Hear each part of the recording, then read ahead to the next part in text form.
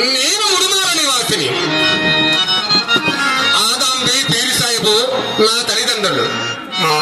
నా పేరు మాది దూరి ఏకిడి కులము. నా పేరు సిద్ధునందుడు స్వామి. ఏ కార్యార్థంలో వచ్చింది అని అంటేది కదా, అసలు వచ్చిన కాలం మీ పాదజీవ పూజ చేసుకుంటా కొరకు వచ్చింది స్వామి. ఓం నమః శివాయ. నాయన సిద్ధ గురుదేవ, గురువును పూజించు విధానం ఎట్టిదనినా పరస్థి లేని తల్లి వలెను, పరధనమును మట్టి పెళ్ళవలెను. సర్వదేహము ఎందు ఆత్మగాన సర్వజన సాంగత్యము చేయిసు విద్రుష విరక్తియు సదాచార సంపత్తి కలిగి అనుదినము దానవత్తి అయి మితాహారము మిత నిద్రకాలము గడుపుతూ ధనము ధనము మనస్సు అన్ని గురుపాదములకు అర్చన కావిపోవాలి.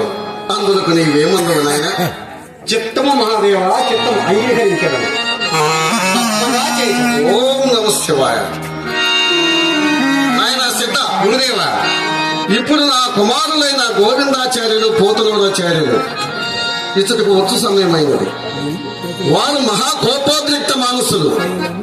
వారితో కడు జాగ్రత్తగా మెలగవాలి. మీ అనుగ్రహం.